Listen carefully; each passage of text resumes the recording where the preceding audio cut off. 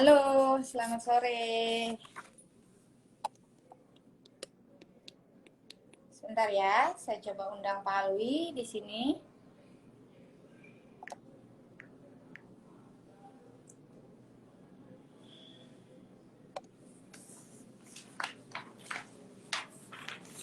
Oh, belum direspon ternyata.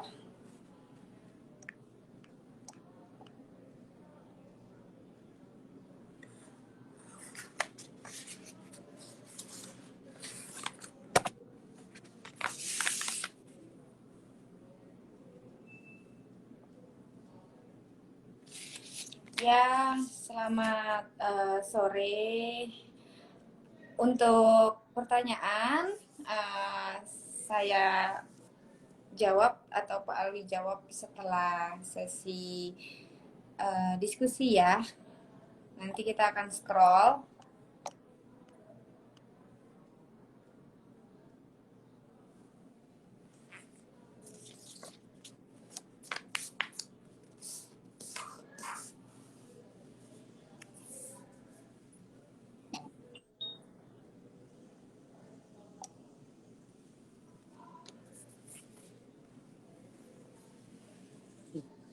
Selamat sore Pak Alwi. Ya, selamat sore, Mbak Nova. Apa Iya, kabar? maaf ya Pak. Baik-baik. Maaf nih live-nya agak mundur sedikit aja. Well, sore ini cerah ya. Iya dong Pak. Selalu harus ceria biar aroma-aroma positif itu selalu ada di kita.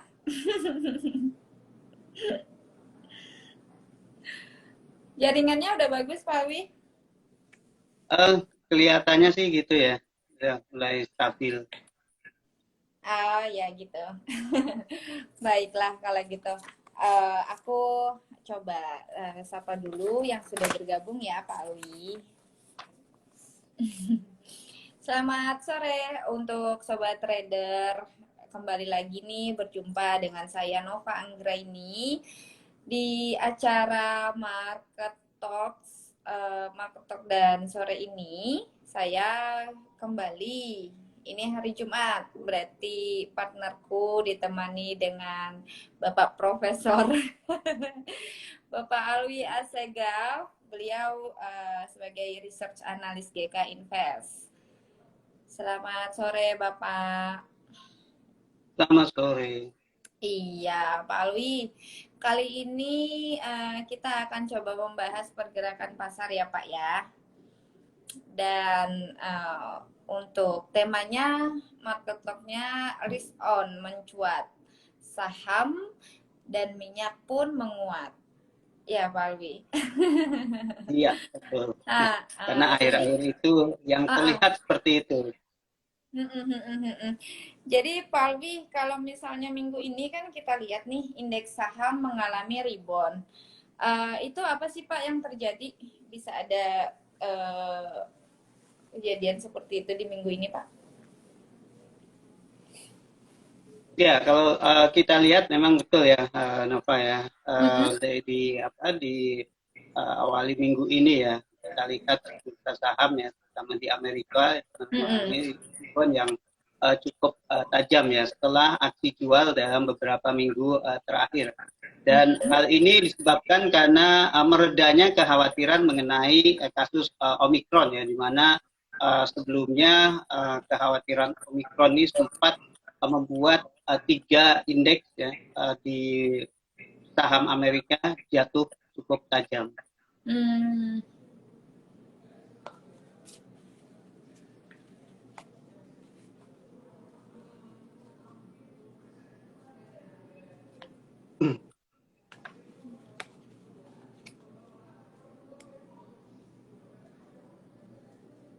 Halo. Oh, ya Ya, Pak.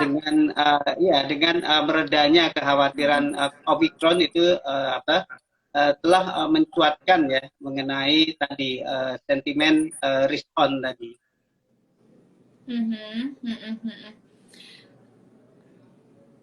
Lalu Pak Alwi, sentimen apa nih Pak yang berhasil meredamkan kekhawatiran Omikron tersebut Pak? Ya, kita lihat dimulai Jumat lalu ya. Jadi kekhawatiran Omikron ini mulai mereda ya. Setelah pasar menganggap bahwa Omikron ini tidak berdampak luas ke pasar ya. Hal ini didasarkan kepada beberapa pernyataan ya dari para pejabat tinggi ya.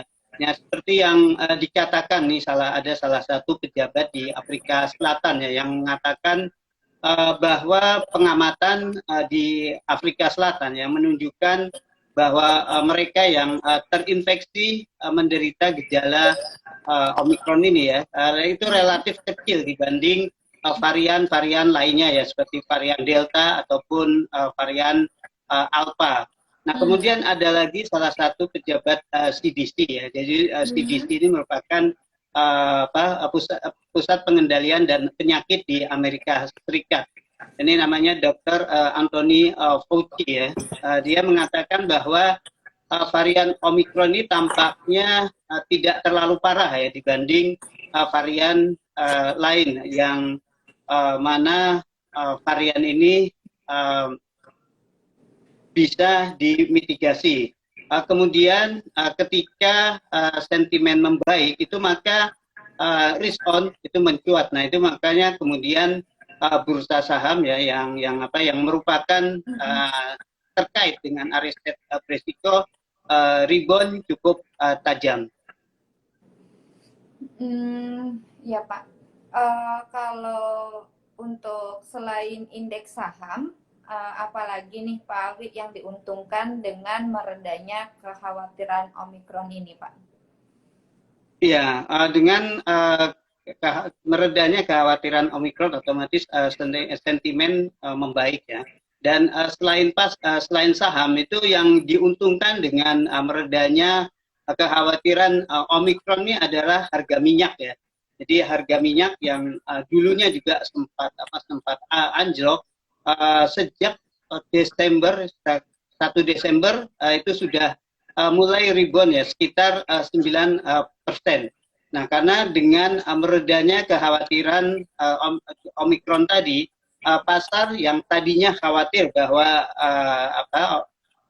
kasus Omikron ini akan berdampak pada permintaan bahan bakar global, itu mulai merasa lega ya, karena potensi lockdown di beberapa negara menjadi berkurang.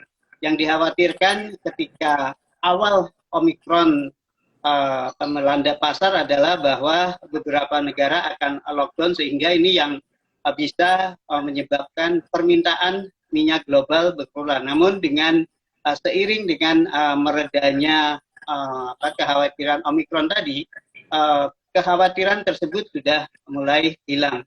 Dan kita lihat juga ya Nova di mata uang ya, di mata uang ada rebound tajam itu pada mata uang Aussie atau Australia Dollar ya, di mana Aussie ini kan seringkali dipandang sebagai mata uang untuk proksi pertumbuhan. Jadi sama ketika sentimen membaik bahwa sinyal-sinyal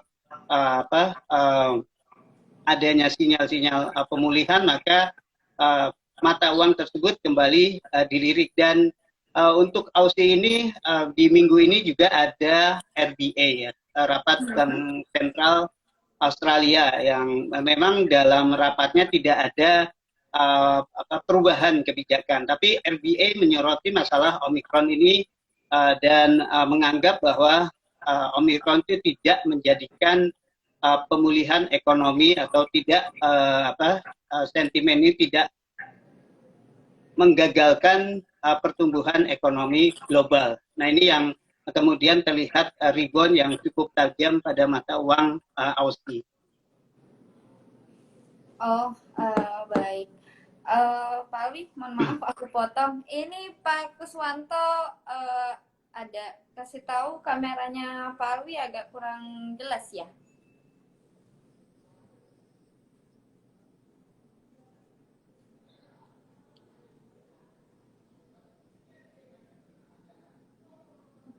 Halo Pak Alwi. Ya. Iya, Bapak ada komentar dari Pak Kuswanto. beliau memberi tahu nih, kameranya Bapak nggak jelas ya? Ini mungkin agak sedikit gangguan mungkin di koneksi. Tapi gimana nih, Nova? Iya, memang tampilannya di Nova pun masih buffering ya Pak ya? Masih loading tuh, ada muter-muter. Ya, ini koneksinya mungkin agak ini, Nova, ini agak agak terganggu. Tapi masuk suaranya jelas nggak? Kalau untuk suaranya sih jelas Pak Wi. Sempat tadi aja sih agak hilang. Oke, tanpa ini aja mungkin tanpa kamera.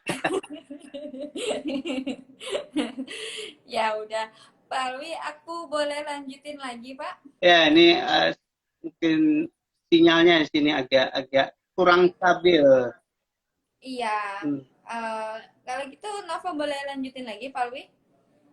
Oke, siap. Boleh ya, oke. Pak Wi, mungkin sekarang aku mau coba beralih ke emas nih Pak. Karena kan kalau kita lihat pergerakannya ini kan cenderung mendatar di minggu ini. Kalau Nova boleh tahu itu kenapa nih Pak? Ya, kalau kita lihat memang harga emas ini cenderung bergerak pada range sempit ya kalau di minggu ini. Itu terjebak di kisaran support ya di 1770 hingga resisten di 1797.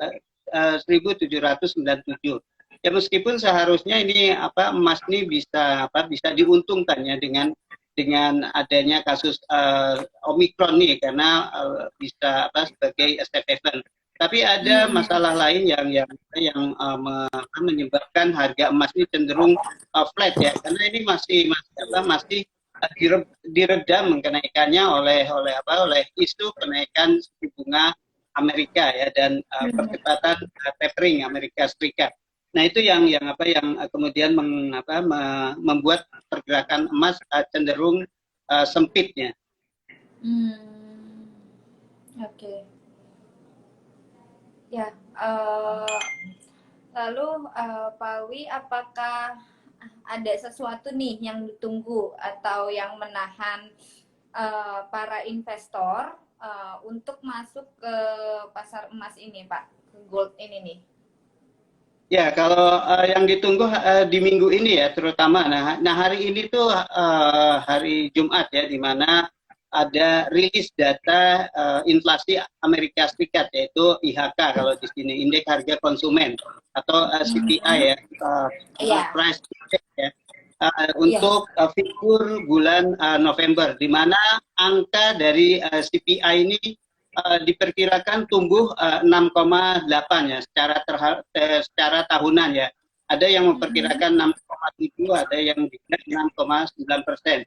Tapi terlihat bahwa angka tersebut menunjukkan tingginya tingkat inflasi ya di Amerika Serikat. Dan ini semakin menguatkan pernyataan Ketua The Fed Jerome Powell ya pada testimoninya minggu lalu yang mengatakan bahwa inflasi akan bertahan lama. Nah, untuk itu dia menghilangkan kata transitory atau sementara pada pidatonya. Dan Powell juga menyarankan ya ketika menyampaikan inflasi bertahan lama untuk segera melakukan percepatan tapering. Nah, data inflasi Amerika Serikat ini datang menjelang rilis atau menjelang rapat FOMC ya yang akan berlangsung minggu depan ya, di mana pasar memperkirakan The Fed kemungkinan akan mengumumkan percepatan tapering dan kenaikan suku bunga. Nah, ketika isu suku bunga ini mencuat, maka emas kemungkinan akan tertekan.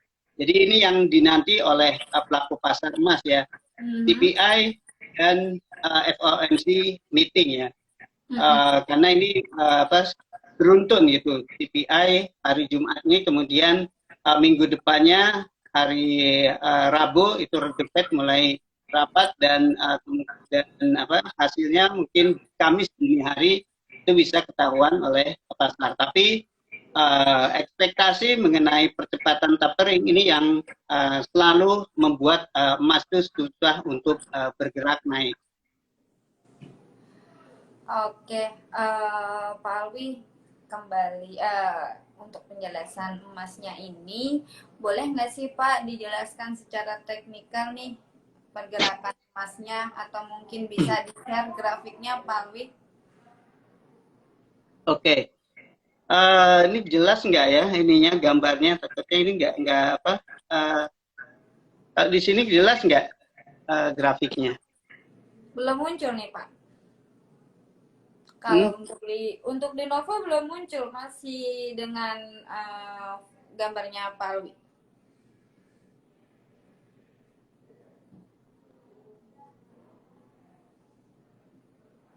Yang ini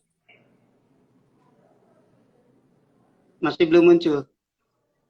Iya nih Pak, masih loading Pak. Masih loading. Ya, kita sebutkan aja ya. Kalau kita lihat ya di grafik weekly ini pergerakan emas ya ketika dia mencapai level tertinggi ya di kisaran di high tertinggi tahun lalu ada di kisaran 2074 ya. Kalau kita tarik garis trendline ini terus menurun ya.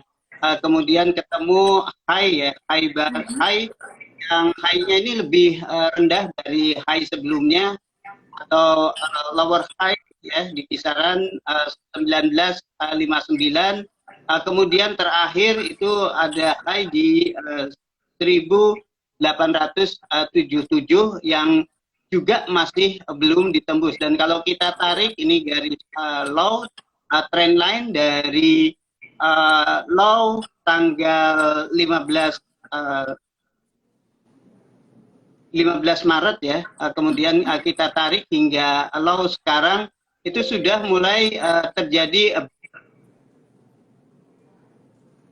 sehingga kalau di combine ya, kalau kita gabungkan dengan garis moving average 500 itu harga juga sudah bergerak 50 ya, harga sudah bergerak di bawah MA 50. Artinya ini sudah mulai berbalik bearish ya untuk emas. Sementara untuk grafik daily harga sepertinya masih terjebak ya pada resisten. Ini ada resisten kuat di kisaran 1792 dan support pun juga tertahan pada kisaran 1760. Jadi kemungkinan ini menjelang data CPI bahkan menjelang FOMC range pergerakan emas kemungkinan masih akan bertahan ya pada kisaran area tadi, yaitu support mungkin di antara 1770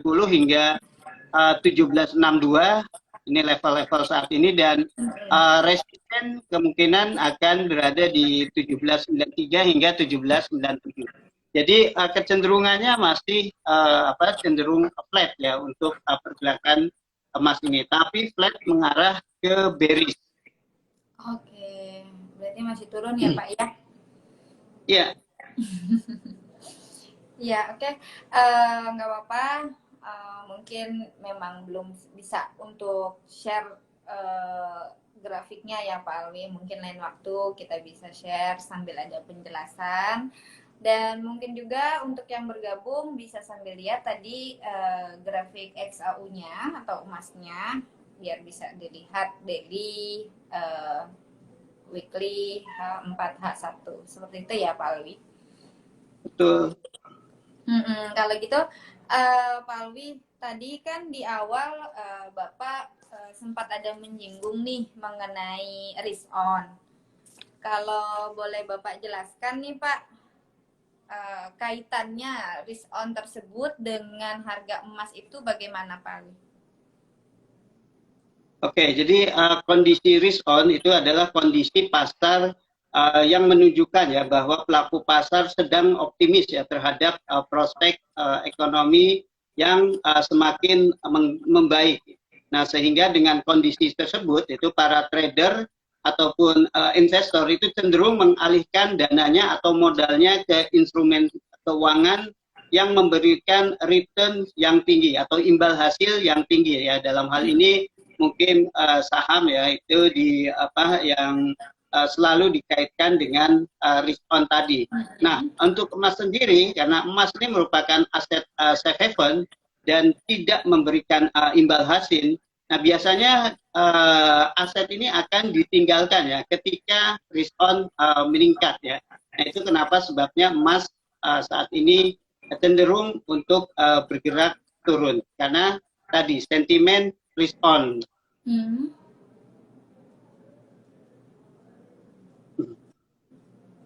Jadi ketika risk on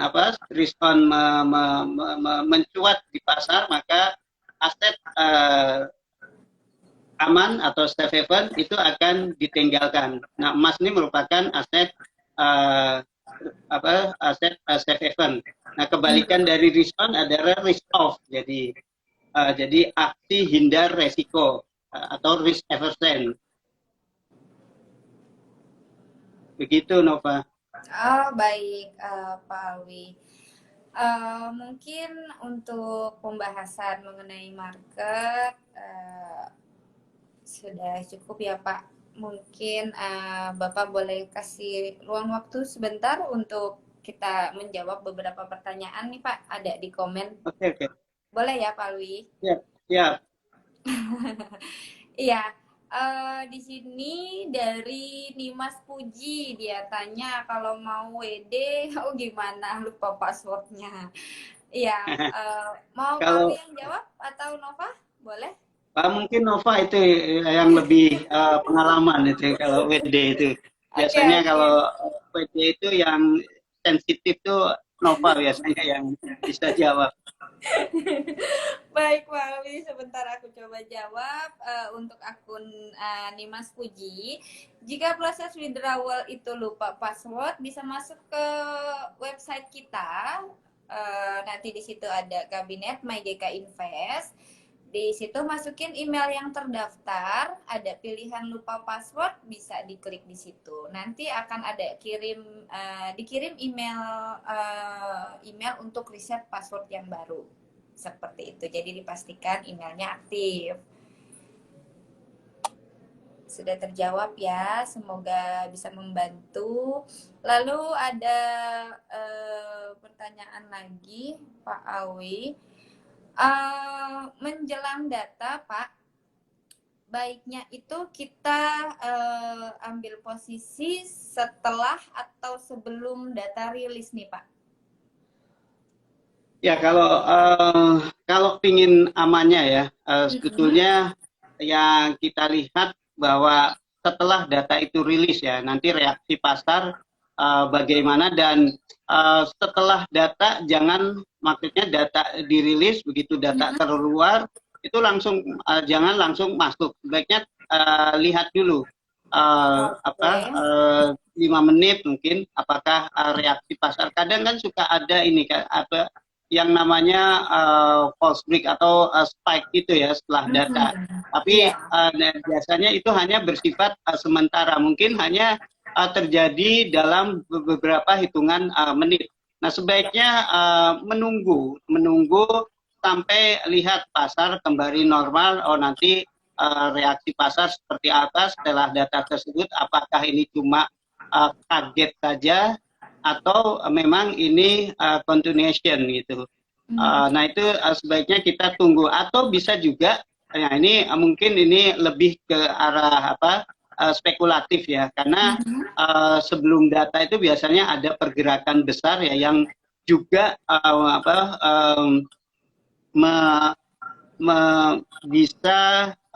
bisa mengambil profit yang cukup besar juga ya ketika data tersebut rilis. Tapi jangan lupa, karena ini ada resikonya juga ya. Kalau posisi kita benar, maka itu ya alhamdulillah gitu ya, data itu sesuai dengan posisi kita. Tapi ketika posisi salah, maka batasi kerugian tadi dengan stop loss. Nah, itu yang terpenting. Jadi ini bisa masuk sebelum data itu dirilis, perhatikan level support resistennya, kemudian pasang stop loss-nya di bawah atau di atas level support atau resisten tersebut.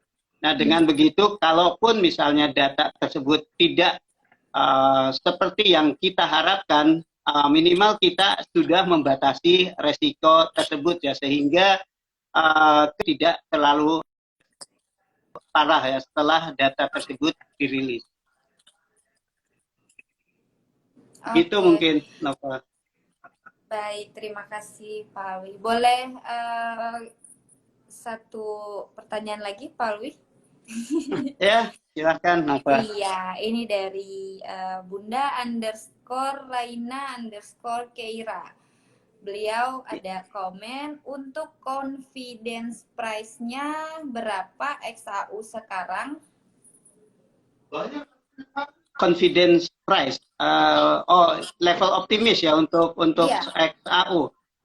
Ya mungkin untuk level optimis XAU ya, area 1800 itu akan jadi area resisten yang kuat ya untuk XAU, dan itu akan nantinya akan menentukan kalau dia berhasil terutama area-area resisten kuat itu ada di ya 1800 nih. Kalau dia mampu berhasil bertahan di atas 1800, nah ini minimal dia bisa membalikan tren, minimal ada sinyal-sinyal positif ya dari XAU tadi ya, dan ini bisa menjadikan sinyal reversal atau bullish reversal. Tapi kalaupun ini hal terburuk ya buat emas, kalau dia turun, mungkin area yang akan diraih itu area kisaran 1722. Nah, itu mungkin yang pertama mungkin 1750, dan yang kuat ada di 1722. Tapi untuk level optimis buat emas ya, dia harus bertahan di atas level 1800.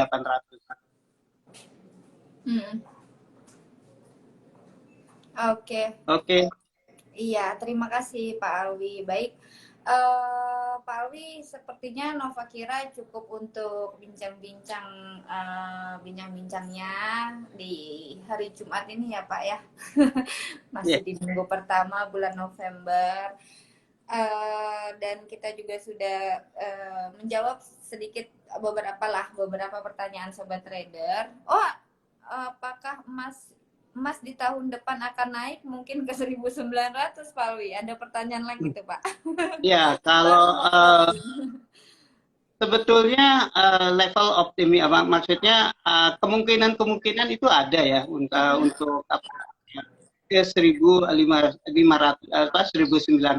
cuma yang pertama secara teknikal itu harus dipenuhi bahwa ya minimal untuk Desember ini dia harus bertahan di atas 1800, dan faktor yang pendukung emas bisa naik ke sana sebetulnya masih tetap ada, karena saat ini masih banyak terjadi ketidakpastian di pasar ya, seperti misalnya tadi kepastian mengenai Omikron, varian Omikron, dan kepastian COVID yang masih belum mereda.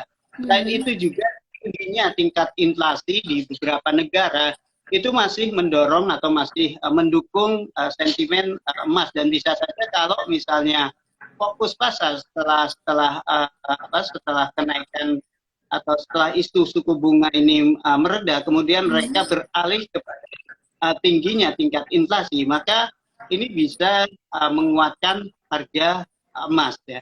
Jadi penguatan ke 1900 itu masih mungkin bisa terjadi, karena memang ada faktor yang bisa mendorong emas ke sana. Yang pertama tadi masih ada ketidakpastian, kemudian inflasi itu sendiri yang tinggi, karena emas sendiri merupakan sarana lindung nilai terhadap inflasi. Tapi untuk jangka waktu dekat ini memang agak sulit, karena isu kenaikan suku bunga dan percepatan tapering itu yang masih membuat emas sulit untuk bergerak naik. Oke. Baik, Pak Alwi.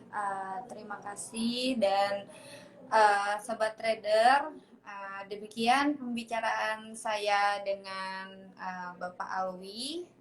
Beliau sebagai research analis GK Invest.